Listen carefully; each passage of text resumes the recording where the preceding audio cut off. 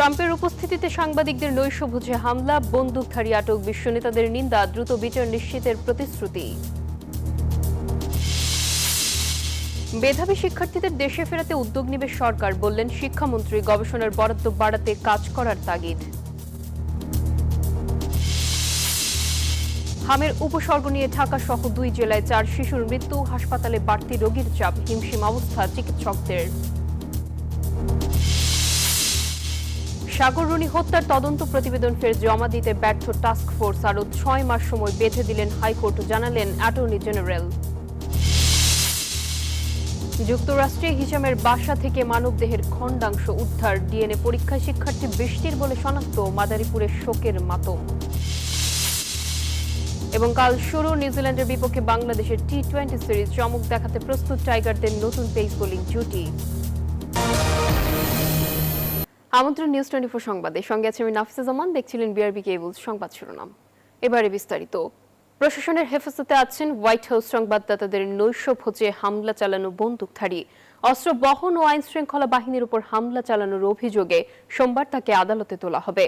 মার্কিন যুক্তরাষ্ট্রে হিংস্র আততায়ীদের ঠাঁই নেই জানিয়ে দ্রুত বিচার নিশ্চিতের প্রতিশ্রুতি দিয়েছেন মার্কিন প্রেসিডেন্ট ডোনাল্ড ট্রাম্প। আগ্নেয়াস্ত্র হাতে হোটেলের চেকপয়েন্টের দিকে ক্ষিপ্র গতিতে ছুটে যায় যুবক, চলে গুলি আর পাল্টা গুলি।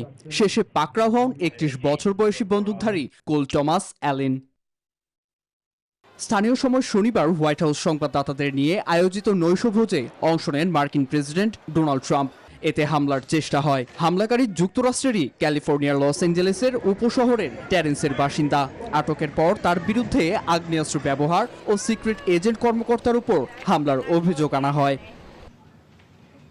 ঘটনার পরই হোয়াইট হাউসে সংবাদ সম্মেলন করেন প্রেসিডেন্ট ট্রাম্প। বলেন, বিশ্বের সব রাষ্ট্রপ্রধানদের হরহামেশাই এমন আক্রমণের শিকার হতে হয়।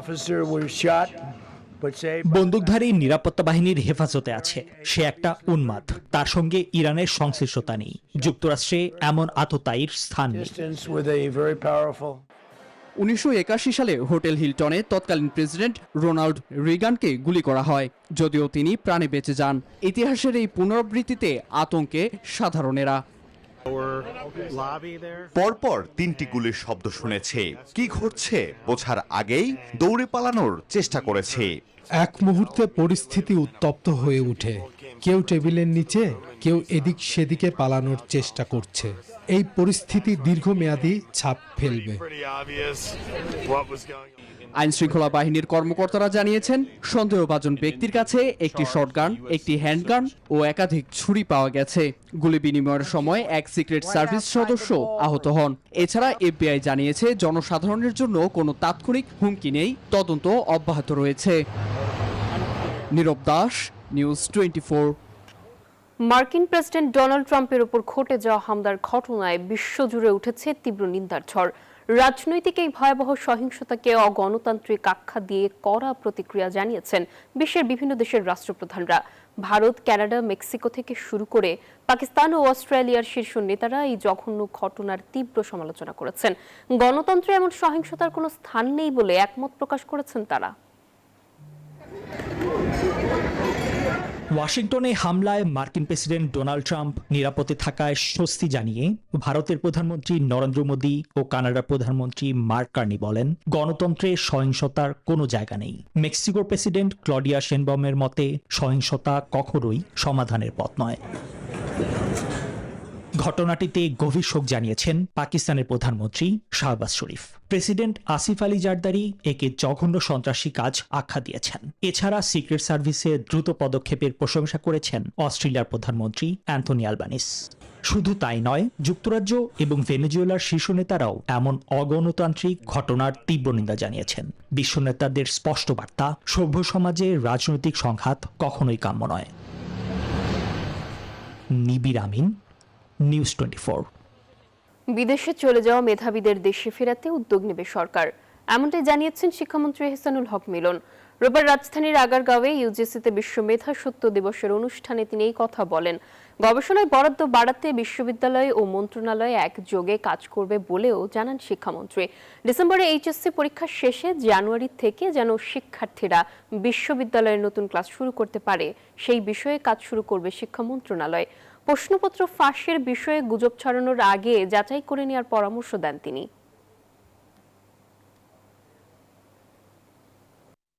আমরা প্রায় সকলেই বাইরে লেখাপড়া করে আসছি।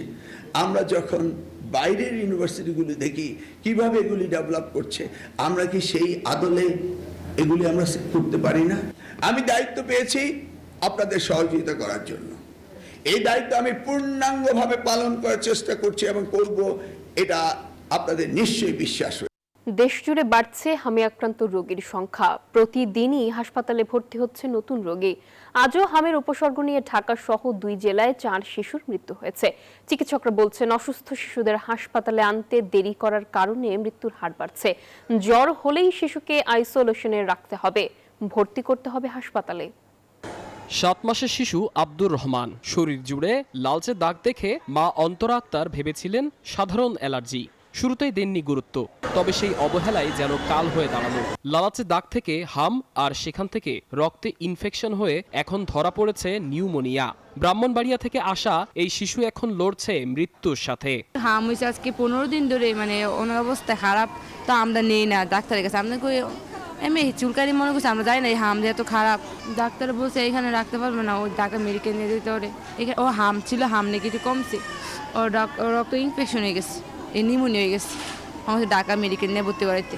শুধু আব্দুর রহমান নয়, তার মতো অনেক শিশুর এখন একই অবস্থা। রোগীর চাপ বাড়ায় ডিএনসিসি হাসপাতালের শিশু ওয়ার্ডে এখন তিল ধারণের ঠাঁই নাই। প্রিয় সন্তানের অসুস্থতায় উদ্বেগ উৎকণ্ঠায় বাবা মা। জ্বরের পর আবার দুদিন পরে এই গাজন কি উঠছে। এখানে আসছিলাম, পরে বলছে যে এখন জ্বর আছে, সমস্যা নেই, নিয়ে যান, ওষুধ লিখে দিছে, এগুলো খাওয়ান, রেস্ট উঠলে আসবেন। ওষুধ খাওয়ানোর পরে 5 দিনের মাথায় পুরো শরীর ভরে গেছে। বর্তমানে এই হাসপাতালে চিকিৎসাধীন রয়েছেন 425 জন রোগী, যার মধ্যে নতুন ভর্তি হয়েছেন 100 জন। হামে শিশু মৃত্যুর হার বৃদ্ধির জন্য দেরিতে হাসপাতালে আসাকেই দুষছেন এই চিকিৎসক। জ্বর হলেই দ্রুত শিশুদের হাসপাতালে ভর্তি করার পরামর্শ তার। হামে আক্রান্ত যেসব বাচ্চা আসলে মারা যাচ্ছে, তাদের বেশিরভাগ বাচ্চাই আসলে আসছে আমাদের কাছে অনেক দেরিতে আসছে, খুবই ক্রিটিক্যাল অবস্থায় আসছে, এবং বেশিরভাগ বাচ্চা 50 to 60% বাচ্চা আমরা দেখছি আমাদের হাসপাতালে ভর্তি হওয়ার পরে কয়েক ঘন্টা থেকে সর্বোচ্চ একদিনের মধ্যেই মারা যাচ্ছে। তার মানে হচ্ছে এই বাচ্চাগুলো এতই দেরিতে আমাদের কাছে আসছে যে ওই সময় আসলে একটা ক্রিটিক্যাল পিরিয়ড থ্রেশহোল্ড পাস হয়ে গেলে আসলে কোনো চিকিৎসা আসলে রোগীগুলোকে আমরা বাঁচাতে পারি না। সংক্রমণের এই ধারা স্বাভাবিক হতে লাগতে পারে আরো কয়েক সপ্তাহ। তাই আতঙ্কিত না হয়ে সবাইকে সচেতন থাকাই পরামর্শ বিশেষজ্ঞদের। সাদমান রাফিদ, নিউজ 24, ঢাকা। প্রার্থিতা ফিরে পেতে নির্বাচন কমিশনে আপিল করবেন এনসিপির যুগ্ম আহ্বায়ক মনিরা শারমিন। রাজধানীর আগারগাঁও নির্বাচন কমিশনে আসার কথা রয়েছে তার। গত বৃহস্পতিবার সংরক্ষিত নারী আসনের নির্বাচনের রিটার্নিং কর্মকর্তা মনিরা শারমিনের মনোনয়নপত্র বাতিলের সিদ্ধান্তের বিষয়টি জানান।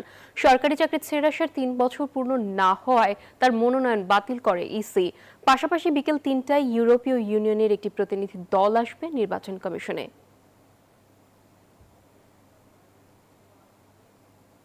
আর এই বিষয়ে বিস্তারিত জানাতে নির্বাচন কমিশন থেকে আমাদের সঙ্গে সরাসরি যুক্ত হচ্ছেন সহকর্মী সামিয়া মাহতাব রোজা। রোজা, মনিরা শারমিন কি ইসিতে এসেছেন কিনা, কি তথ্য এই মুহূর্তে আপনার কাছে আছে জানাবেন আমাদেরকে।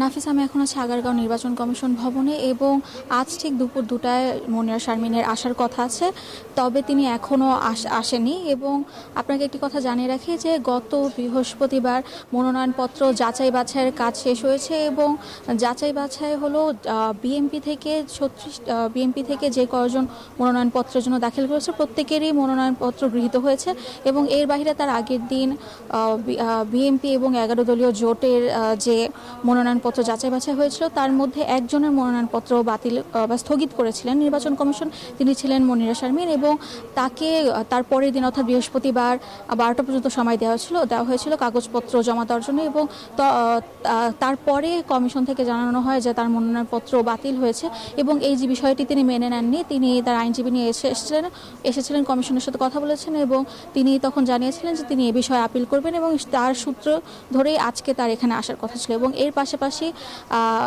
আজকে বিকেল 3টার সময় ইউরোপীয় ইউনিয়নেরও একটি প্রতিনিধি দল আসার কথা নির্বাচন কমিশনে। তো এই ছিল আমার কাছে আগারগাঁও নির্বাচন কমিশন থেকে সর্বশেষ তথ্য। মনিরা শারমিন যদি আসে বা এই বিষয়ে আরও একটু তথ্য বিস্তারিত জানাতে পরবর্তীতে যুক্ত হচ্ছি। জি রোজা, ধন্যবাদ আপনাকে আমাদের সঙ্গে যুক্ত হবার জন্য। রাজধানীর পেট্রোল পাম্পগুলোতে জ্বালানি তেল সরবরাহ পরিস্থিতি ধীরে ধীরে স্বাভাবিক হতে শুরু করেছে। গাড়ির লাইন থাকলেও আগের তুলনায় ভোগান্তি অনেকটাই কমেছে। জ্বালানি তেলের সরবরাহ বাড়িয়েছে সরকার। আগের তুলনায় প্রতিটি পেট্রোল পাম্প এখন প্রায় 20% বেশি জ্বালানি পাচ্ছে। তবুও রাজধানীর বিভিন্ন পাম্পে এখনো দেখা যাচ্ছে গাড়ির দীর্ঘ লাইন। তবে স্বস্তির খবর, লাইন দীর্ঘ হলেও আগের মতো যন্ত্রণাদায়ক পরিস্থিতি নেই। এখন গ্রাহকরা গড়ে 1 থেকে 2 ঘন্টার মধ্যেই চাহিদা মতো জ্বালানি পাচ্ছেন। ফুয়েল পাস ব্যবস্থা চালু হওয়ায় পাম্পগুলোতে শৃঙ্খলা ফিরে এসেছে বলেও মনে করছেন চালকরা। ফুয়েল পাসের মাধ্যমে নিচ্ছি। ফুয়েল পাসের মধ্যে 1400 টাকার তেল দিচ্ছে, আমার 1400 লাগে না, আমি 8 লিটার তেল নিচ্ছি। আধা ঘন্টার ভিতরে আমি এখন তেল পাইছি। লাইন ধরার প্রয়োজন হচ্ছে না, শাহবাগে এমনিতেও ঢুকায় দেয়, এখানেও সেম। আর্মিদের সাথে মেয়েদেরকে লাইন দিয়ে দিচ্ছে, সো মেয়েদের জন্য তেল নেওয়া এখন ইজি। আলহামদুলিল্লাহ এখন একটু শর্টকাট পাচ্ছি, এটা হলে ভালো, সবার জন্যই ভালো হবে।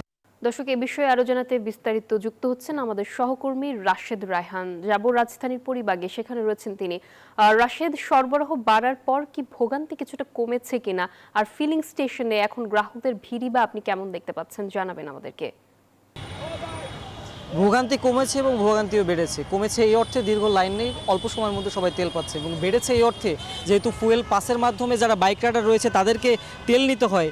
এই অ্যাপে রেজিস্ট্রেশন করতে গিয়ে বা ওয়েবসাইটে রেজিস্ট্রেশন করতে গিয়ে সবাই আসলে কারিগরি জটিলতা পড়ছেন। কারো চেসিস নম্বর যে তথ্য দিচ্ছেন সেটি মিলছে না, কারো ম্যানুফ্যাকচার যে ডেটের যে তারিখটা দিচ্ছেন সেটি মিলছে না। এসব কারিগরি জটিলতায় অনেকেই পাম্পে এসে আমরা কিছুক্ষণ পরপরই দেখে একটা জটলা তৈরি হয়। 10-12 জন বাইকার একসাথে দাঁড়িয়ে তারা সেই অ্যাপে রেজিস্ট্রেশন করার চেষ্টা করেন, এবং এতে বেশ ভালো সময় গ্রাহকদের নষ্ট হচ্ছে। এবং এটা নিয়ে তারা অনেকেই ক্ষোভ প্রকাশ করেছেন যে এই অ্যাপের মাধ্যমে যে রেশনিং সিস্টেম যেটি করা হয়েছে, অ্যাপে রেজিস্ট্রেশন করার পরে 1 মাসে সর্বোচ্চ একজন রাইডার বা বাইকার 25 লিটার তেল নিতে পারবেন। এটিতে যে রেজিস্ট্রেশন করা সেটিতে কিছুটা ভোগান্তি তৈরি হয়েছে। এছাড়া এমনিতে যে জ্বালানি সরবরাহ সেটি কিন্তু একেবারেই স্বাভাবিক রয়েছে। আগের থেকে যে যন্ত্রণাদায়ক পরিস্থিতি ছিল, লম্বা সময় দিনরাত পাম্পে পড়ে থেকে তারপরে তেল নিতে হতো, অথবা লাইনে শেষ হয়ে এগিয়ে আসার পরে অনেক সময় দেখা যেত দীর্ঘ সময় অপেক্ষা করার পর তারপরে আসলে ফুয়েল না নিয়ে আসলে ফেরত যেতে হতো গ্রাহকদের। সেই অবস্থা কিন্তু একেবারেই এখন নেই। আমি একাধিক রাজধানীর পাম্পগুলো ঘুরে দেখেছি, সেগুলোতে কিন্তু স্বাভাবিক পরিস্থিতি দেখা গেছে, অর্থাৎ আধা ঘন্টা 40 মিনিট অপেক্ষা করেই সবাই তেল পাচ্ছেন। এবং এই মুহূর্তে ইন্টারকন্টিনেন্টালের অপোজিটে ঠিক পরিবাগে মেঘনা যে মডেল পাম্প সার্ভিস সেন্টার রয়েছে, সেখানেও কিন্তু ফুয়েল নিতে তেমন কোনো অসুবিধা আমরা দেখছি না। এবং গাড়ির জন্য এখানে 2টি লাইন করা হয়েছে, একদম সামনে দেখতে পাচ্ছেন, এবং মোটরসাইকেলের জন্য 2টি লাইন করা হয়েছে, এবং 2 লাইনে যে ভিড় রয়েছে সেটি একেবারেই কমই বলা যায়। এবং নিয়মিত যে ভিড়টি থাকে বা লাইনটি থাকে সেটি আসলে স্বাভাবিকই বলা যায়। অর্থাৎ বেলা বাড়ার সঙ্গে সঙ্গে লাইন কিছুটা বাড়ে, এবং দেখা যাচ্ছে যে ভিড়টি থাকে সেটি অল্প সময়ের মধ্যে সর্বোচ্চ আধা ঘন্টা হয়তো থাকছে, এবং তারপরে কিন্তু গ্রাহকরা আসলে তেল নিয়ে অল্প সময়ের মধ্যে চলে যাচ্ছে। যেটি বলছিলাম, শুধু অ্যাপ জটিলতায় অনেকে ভুগছেন, এছাড়া জ্বালানি সরবরাহে আসলে স্বস্তি ফিরেছে নাগরিকদের জীবনে, সেটিই বলা যাচ্ছে। রাশেদ, ধন্যবাদ আপনাকে আমাদের সঙ্গে যুক্ত হবার জন্য। নির্বাচিত হওয়ার পর প্রথমবারের মতো কাল যশোরে যাবেন প্রধানমন্ত্রী তারেক রহমান। তার সফর ঘিরে শহর জুড়ে সাজ সাজ রব, চলছে ব্যাপক প্রস্তুতি। উচ্ছ্বসিত দলের নেতাকর্মী ও সাধারণ মানুষ। প্রধানমন্ত্রীর আগমন ঘিরে নিরাপত্তা ব্যবস্থা জোরদার করেছে প্রশাসন। বুলবুল শহীদ খান হিমেলের তথ্য ছবিতে ডেস্ক রিপোর্ট। এটি যশোরের শর্ষার উলাসী খাল। 52 বছর আগে এই খাল দিয়েই শহীদ রাষ্ট্রপতি জিয়াউর রহমান দেশব্যাপী খাল খনন কর্মসূচি শুরু করেছিলেন। এবার যশোরে এসে এই উলাসী খালি পুনঃখনন করবেন প্রধানমন্ত্রী তারেক রহমান। তার আগমনকে ঘিরে উচ্ছ্বসিত নেতাকর্মী ও সাধারণ মানুষ। মাননীয় প্রধানমন্ত্রী তারেক রহমান নির্বাচনী প্রচারণায় এসে উনি উলাসী খাল খননের কথা উল্লেখ করে এই খালটা আবারও খনন করবে, এটা উপকার আসবে। আমরা জাতীয় দল বিএনপি, আমাদের প্রিয় নেতা এবং বিদ্যুৎ জ্বালানি খনিজ সম্পদ প্রতিমন্ত্রী জনাব অনিন্দ্র ইসলাম হামিদের নির্দেশনা পরামর্শমূলকভাবে আমরা সকল ধরনের প্রস্তুতি ইতিমধ্যে সম্পাদন করেছি। অপরদিকে 2006 সালে যশোর মেডিকেল কলেজের ভিত্তিপ্রস্তর স্থাপন করেছিলেন তৎকালীন প্রধানমন্ত্রী বেগম খালেদা জিয়া। এবার যশোর মেডিকেল কলেজের 500 শয্যা হাসপাতালের উদ্বোধন করবেন তারেক রহমান। একই উন্নয়নের ধারাবাহিকতা বলছেন যশোরবাসী। আমাদের যশোরের উন্নয়ন হবে একমাত্র তারেক জিয়ার হাত দিয়ে হবে। তারেক রহমান আসছে, আমাদের অনেক ভালো লাগছে, অনেক আনন্দিত আমরা। বংশ পরম্পরায় দেশনেত্রী বেগম খালেদা জিয়ার জ্যেষ্ঠ পুত্র জনাব তারেক রহমান এবং জননেতা জনাব তরিকুল ইসলামের কনিষ্ঠ পুত্র বিদ্যুৎ ও জ্বালানি প্রতিমন্ত্রী একইভাবে উন্নয়নের ধারা অব্যাহত রেখেছেন। মেডিকেল কলেজ ক্যাম্পাসে হাসপাতাল প্রতিষ্ঠা হলে ভোগান্তির অবসান হবে। এছাড়াও যশোরের চিকিৎসা কার্যক্রম প্রসারিত হবে বলে অভিমত শিক্ষার্থী ও স্থানীয়দের। কাছে হইলে হয় না, আমাদের হোস্টেল হচ্ছে খুব কাছাকাছি, এখান থেকে আমরা যোগাযোগের সুবিধা হয়, আমরা আমাদের দূরত্বটা কমে আসলে আমাদের সময় বাঁচে। 500 শয্যা বিশিষ্ট যে হাসপাতালে ভিত্তিপ্রস্তর স্থাপনের জন্য মাননীয় প্রধানমন্ত্রী যে যশোরে আসতেছে, এই সিদ্ধান্তকে আমরা স্বাগত জানাই এবং আমাদের যে এই দুর্ভোগটা অবশ্যই এই দুর্ভোগটা কম হবে। যদি 500 শয্যা বিশিষ্ট মেডিকেল কলেজ হাসপাতালটি হয় তাহলে এই অঞ্চলের মানুষের চিকিৎসা সেবার মান অনেক বেড়ে যাবে। এছাড়াও এদিন যশোর ঈদগাহে জেলা বিএনপি আয়োজিত সমাবেশে যোগ দেবেন তারেক রহমান। পাশাপাশি দেশের অন্যতম প্রাচীন পাঠাগার যশোর ইনস্টিটিউট পাবলিক লাইব্রেরি পরিদর্শন করবেন। সফরকে কেন্দ্র করে আমরা ইতিমধ্যে প্রায় যাবতীয় প্রস্তুতি সম্পন্ন করেছি। আমরা 4টা সভা করেছি, সামান্য সভাতে সকল বাহিনীর সদস্যরা ছিলেন, সাথে স্পেশাল সিকিউরিটি ফোর্সের সদস্যরাও ছিলেন। দলের নেতারা বলছেন নির্বাচনকালে যে প্রতিশ্রুতি তিনি যশোরবাসীকে দিয়েছিলেন তা বাস্তবায়ন করতে আসছেন তিনি। বিশ্ববিদ্যালয় প্রতিষ্ঠা করে গেছেন এবং এইটার অনুভূতি নিয়েছেন। সেই অপূর্ণ যে প্রতিশ্রুতি খালেদা জিয়া করতে পারেননি সেটা পূর্ণ করবার তিনি প্রতিশ্রুতি দিয়েছিলেন বর্তমান যিনি প্রধানমন্ত্রী। সেই শর্ত পূরণে মাত্র 2 মাসের মাথায় তিনি যশোরে আসছেন। এ জেলার উন্নয়নের সিংহভাগ বিএনপির শাসনামলে হয়েছে, এমনটাই মনে করেন যশোরবাসী। Desk report, news 24। ব্যয়ের যৌক্তিকতা ও নির্বাচনী ইশতেহারের সাথে সঙ্গতি রেখে প্রকল্প তৈরির নির্দেশ দিয়েছেন প্রধানমন্ত্রী তারেক রহমান। রোববার একনেক বৈঠক শেষে এসব কথা জানান পরিকল্পনা প্রতিমন্ত্রী জোনায়েদ সাকি। সচিবালয়ে প্রধানমন্ত্রীর সভাপতিত্বে একনেকের নির্বাহী কমিটির সভা অনুষ্ঠিত হয়। সভায় 12,604 কোটি টাকার 13টি প্রকল্প অনুমোদন দেওয়া হয়েছে। সাশ্রয়ী হতে হবে ব্যয়ের দিক থেকে, এটা 1 নম্বর। 2 নম্বর হচ্ছে যে ব্যয়গুলো কোন কোন খাতে হচ্ছে সেগুলো যৌক্তিকতা নির্ধারণ করতে হবে। 3 নম্বর হচ্ছে যে যে প্রকল্পগুলোই নেওয়া হয়েছে সেগুলো আসলে কতটা সামগ্রিকভাবে আমাদের জনগণের জীবনে যে উন্নতির চিন্তা করা হয়েছে, বিশেষত বর্তমান সরকার যে তার যে প্রতিশ্রুত তার যে নির্বাচনী ইশতেহার, তাদের পরিকল্পনা 31 দফা কর্মসূচি, সবগুলোর সাথে সামঞ্জস্যপূর্ণ কতটা, এই সবগুলো দিক পরীক্ষা নিরীক্ষা করার জন্য নির্দেশনাটা আগেই এসছে এবং এই প্রক্রিয়াটা চলমান আছে। বিবাদ, বিতর্ক ও প্রতিবাদ হতে পারে, তবে আলোচনার মাধ্যমে সব সমস্যার সমাধান করতে হবে।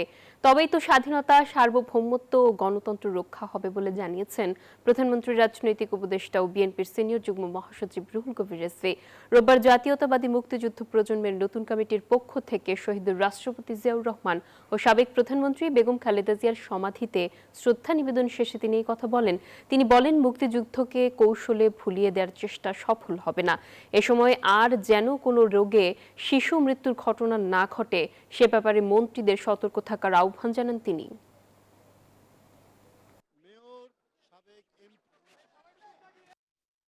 জ্বালানির সংকট, এই সংকট আমি আগেই বলেছি, এটা বাংলাদেশের জন্য নয়, এটা বাংলাদেশের নিজস্ব সংকট নয়, এটা বিএনপি এই সংকট তৈরি করেনি, এটা একটি আন্তর্জাতিক সংকট। এটা মধ্যপ্রাচ্যে যুদ্ধের কারণে এই সংকট, কিন্তু সেটাও আস্তে আস্তে কাটিয়ে উঠছে। আজকে এই হাম মোকাবেলায় আগে থেকেই সতর্ক অবস্থা নিয়ে আগে থেকেই এটা মোকাবেলা করার জন্য প্রস্তুতি নিতে হতো হেলথ মিনিস্ট্রিকে। তা আমার বিশ্বাস আপনারা দ্রুত এটার উপর ব্যবস্থা নিয়ে যাতে আর কোনো ধরনের মৃত্যু না হয় এই ব্যবস্থা নিতে হবে।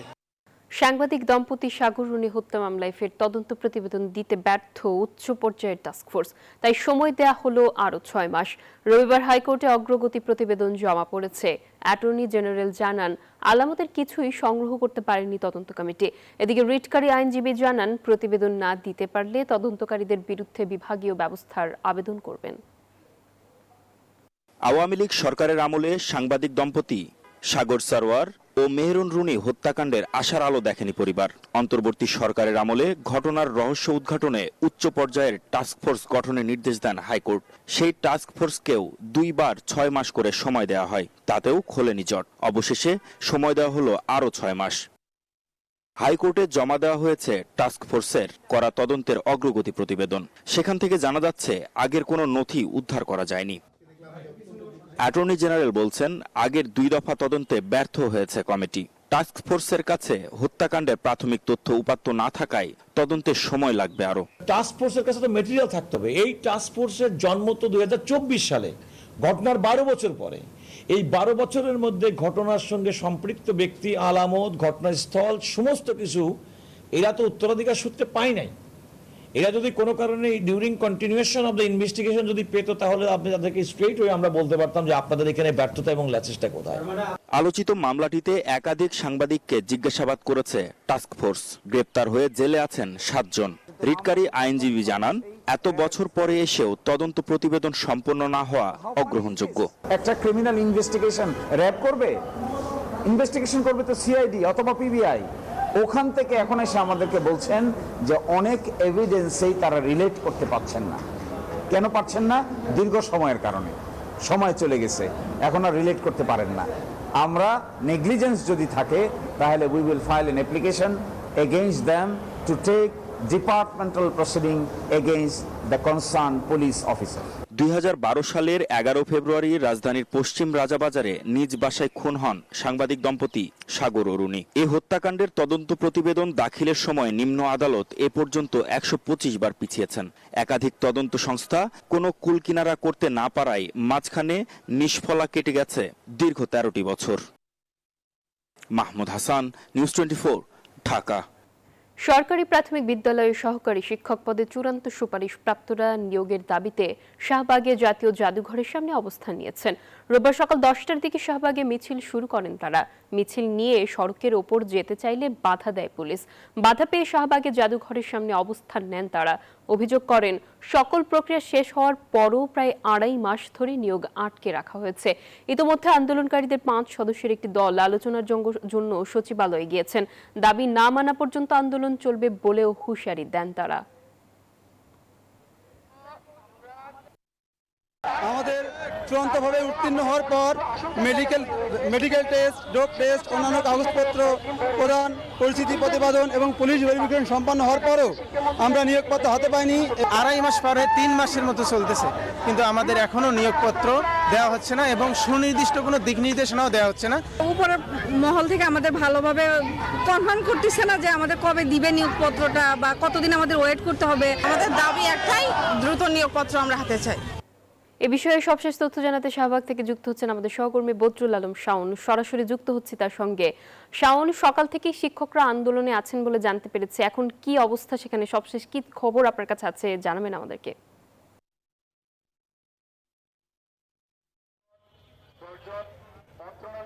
ধন্যবাদ নাফিসা। আপনি জানেন যে সকাল 10টা থেকে রাজধানীর শাহবাগে অবস্থান নেয় সরকারি প্রাথমিক বিদ্যালয়ের সহকারী শিক্ষক পদে সুপারিশপ্রাপ্ত যারা রয়েছেন তারা এখানে অবস্থান নেন। মূলত তাদের নিয়োগপত্র প্রদানের দাবিতে তাদের এই আজকের অবস্থান। তারা যেটি বলছেন, প্রায় 2 মাস অতিবাহিত হয়ে যাওয়ার পরেও তাদের নিয়োগপত্র প্রদান করা হচ্ছে না।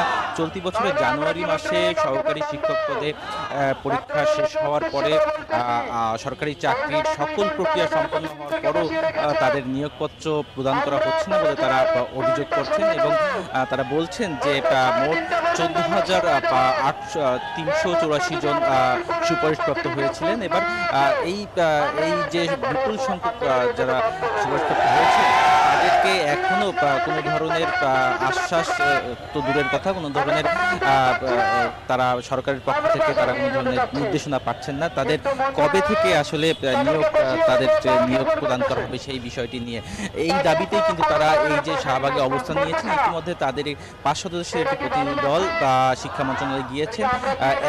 সেখান থেকে তারা আসলে হয়তো তাদের পরবর্তী কর্মসূচি কি হবে সেটি জানা যাবে। তবে তারা বলছেন যে যতক্ষণ না পর্যন্ত তাদের নিয়োগপত্র প্রদান করা না হবে ততক্ষণ পর্যন্ত তারা এখানেই অবস্থান করবেন। এই ছিল। জি শাওন, ধন্যবাদ আপনাকে আমাদের সঙ্গে যুক্ত হবার জন্য। যুক্তরাষ্ট্রে নিখোঁজ বাংলাদেশি শিক্ষার্থী নাহিদা সুলতানা বৃষ্টির আর ঘরে ফেরা হলো না। ডিএনএ পরীক্ষার মাধ্যমে তার মৃত্যুর বিষয়টি পরিবারকে নিশ্চিত করেছে মার্কিন পুলিশ। এর আগে আরেক শিক্ষার্থী জামিল আহমেদ লিমনের মরদেহ উদ্ধারের পর তার রুমমেট হিসাম আবু ঘরভিয়াকে আটক করা হয়। হিসামের বাসা থেকে পাওয়া মানবদেহের খণ্ডাংশই ডিএনএ পরীক্ষায় বৃষ্টির বলে শনাক্ত হয়েছে। অভিযুক্ত হিসামের বিরুদ্ধে পরিকল্পিত হত্যা ও প্রমাণ নষ্টের অভিযোগ আনা হয়েছে। মাদারীপুরের মেধাবী শিক্ষার্থী নাহিদা সুলতানা বৃষ্টি যুক্তরাষ্ট্রে হত্যার শিকার হয়েছেন। তার মৃত্যুর খবরে গ্রামের বাড়িতে নেমে এসেছে শোকের ছায়া। দ্রুত মরদেহ দেশে ফেরত আনা সহ ও হত্যাকারীদের দৃষ্টান্তমূলক শাস্তির দাবি রয়েছে পরিবারের।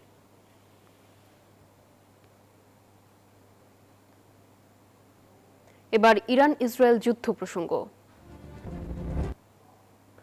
যুক্তরাষ্ট্রের নৌ অবরোধে পারস্য উপসাগরে উত্তেজনা যখন চরমে, তখনই ইসলামাবাদে নির্ধারিত শান্তি আলোচনা বাতিল করেছেন ডোনাল্ড ট্রাম্প। দীর্ঘ সফরের পরিবর্তে ইরানকে সরাসরি ফোন করার প্রস্তাব দিয়েছেন তিনি। তবে তেহরান সাফ জানিয়েছে, অবরোধ আর হুমকির মধ্যে কোনো ধরনের সংলাপে বসবে না তারা। নিউজিল্যান্ডের বিপক্ষে সোমবার থেকে শুরু হচ্ছে 3 ম্যাচের টি-20 সিরিজ। ওয়ানডে সিরিজ জয়ী টাইগাররা সাগরিকায় নিচ্ছেন শেষ মুহূর্তের প্রস্তুতি। চট্টগ্রামে বীরশ্রেষ্ঠ মতিউর রহমান স্টেডিয়ামে দুপুর 2টায় শুরু হবে সিরিজের প্রথম ম্যাচ। জয়ের লক্ষ্যে মাঠে নামবে টাইগাররা। এই সিরিজে মূল আকর্ষণ জাতীয় দলে ডাক পাওয়া নতুন 2 মুখ রিপন মণ্ডল ও সাকলাইন। সহকারী কোচ মোহাম্মদ সালাউদ্দিন ও স্পিন কোচ মুশতাক আহমেদের অধীনে নিজেদের বোলিং ধার বাড়িয়ে নিচ্ছেন এই তরুণরা। আর এই ছিল নিউজ 24 সংবাদে। এতক্ষণ সঙ্গে থাকার জন্য সবাইকে ধন্যবাদ।